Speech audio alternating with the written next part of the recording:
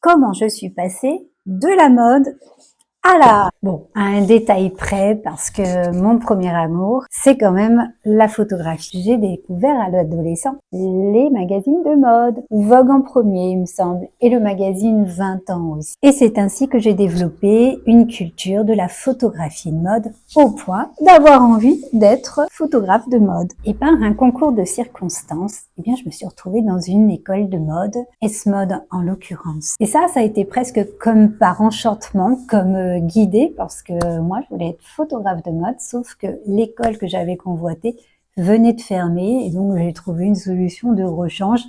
Mais très vite, dès le premier mois, c'est devenu comme une évidence et je me suis passionnée pour la mode. Dès la première année de mes études, j'ai fait mes premiers vêtements. Donc c'était naturel qu'après mon diplôme, eh bien, vienne assez rapidement ma première collection. Une boutique a accueilli assez rapidement. Mais entre-temps, j'avais dit à l'école que je reviendrais vite pour enseigner et on m'a bien rappelé pour venir enseigner le stylisme, chose que j'ai refait beaucoup plus tard pour mon plus grand bonheur parce que j'ai ce besoin de transmettre. Et puis un jour, c'est peut-être là que les choses ont basculé, on m'a proposé de participer à un concours de jeunes créateurs à Paris et j'ai gagné le premier prix. Chose complètement surprenante, j'étais heureuse de participer, de faire un défilé, mais je ne m'attendais pas du tout à ça. Qu'est-ce qui s'est passé? J'ai dû rentrer dans la cour des grands. Et oui, obligée de créer ma marque pour de bon. Parce qu'on m'offrait un stand au salon du What's Next. Et aussi, j'allais aux Galeries Lafayette, un stand espace couture. J'avais juste à côté de moi Lanvin à l'époque. Seulement, moi, je me suis aperçue que j'allais devenir une femme d'affaires et mauvaise en affaires, démarcher les boutiques, aller voir les fabricants, négocier les prix, etc. En fait, on devient tellement multicasquette quand on est jeune créateur à tout gérer sur la chaîne qu'en fait, la création, elle s'est réduite. Bon, ceci dit, quand on est styliste, on dessine pas souvent. C'est pareil, il y a beaucoup de choses à sélectionner, les matières, etc. Mais là, c'était de pire en pire et la création... Et je pense que moi, je suis quand même une artiste dans l'âme, donc bof, quoi. Et à l'époque, j'habitais à Marseille et je côtoyais aussi les artisanes. Et assez rapidement, j'ai fait partie de la chambre syndicale de l'habillement. J'ai rencontré des créatrices de robes de mariée. Et je me suis dit, et pourquoi pas? Bon, c'était un peu compliqué au début parce que moi-même me marier bof à l'époque. Et j'ai pas compris tout de suite le délire de la robe de mariée. Mais ça n'empêche que je me suis passionnée pour ça et donc j'ai fait de la robe de mariée sur mesure. Et à côté de ça, je faisais des modèles uniques. C'était ça qui me plaisait. Vraiment l'unicité, l'originalité. Et un jour, justement, je faisais un défilé pour la chambre syndicale de l'habillement de Marseille et on faisait ça à l'Opéra de Marseille. Cette fois-ci, il me semble que j'avais moi-même défilé. J'étais proposée comme mannequin de porter ma propre création. Et quand je suis rentrée, j'ai eu envie de me photographier avec cette robe. Je vais faire une parenthèse parce que j'ai quand même oublié le principal. C'est que j'ai réalisé mon rêve en parallèle, c'est que je suis devenue photographe professionnelle aussi et toujours passionnée par la photographie de mode. Mais le truc, c'est que j'avais pas beaucoup d'argent et j'avais tout le temps des idées de séries. Et le truc, c'est que fallait payer les mannequins, qu'elles soient disponibles, etc. Donc, de cette frustration de pas pouvoir faire mes photos de mode quand je voulais, c'est comme ça que j'ai fait les autoportraits. J'ai montré donc celui quand je suis rentrée de l'opéra à un ami.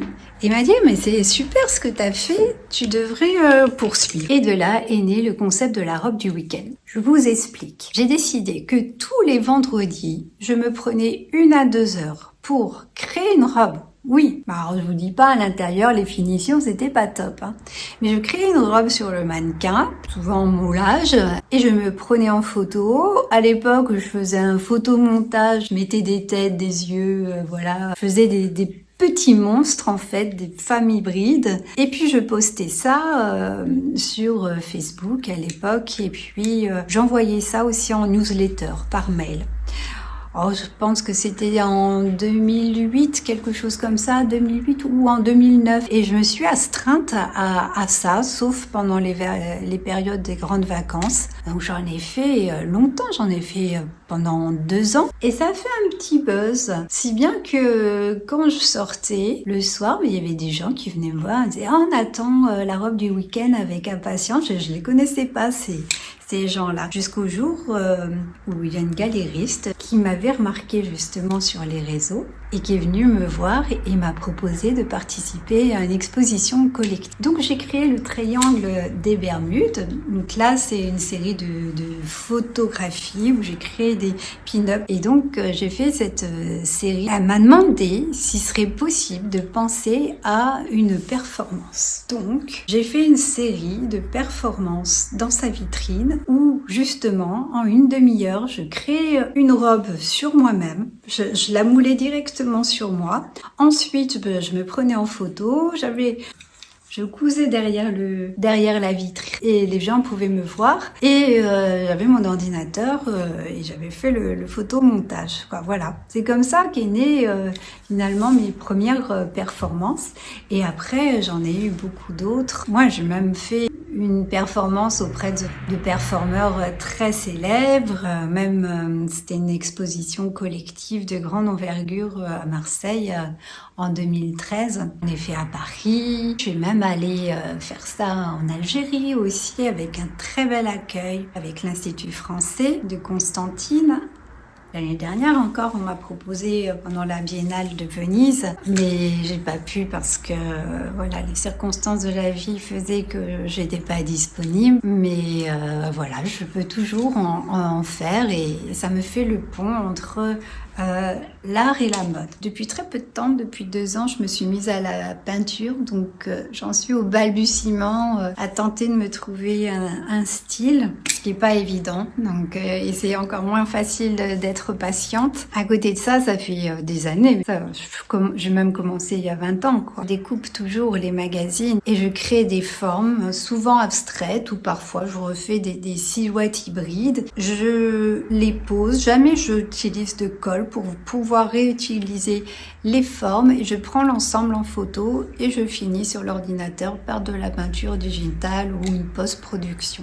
Je travaille sur l'animisme, sur le totem, sur l'au-delà, les esprits. Et j'aime toujours faire un clin d'œil à la mode via le vêtement qui est tellement symbolique, qui peut même être métaphysique. Un nombre de vêtements qu'on a qui portent des mémoires spécifiques. Je ne peux pas tourner le dos complètement à la mode. Cette culture nourrit toujours mon art. J'aime toujours autant la photographie de mode. Moi, je fais aussi en photographie des masterclass, des workshops avec des grands photographes dans l'univers de la photographie d'auteur et après tout, maintenant, la photographie de mode est devenue une photographie d'auteur aussi.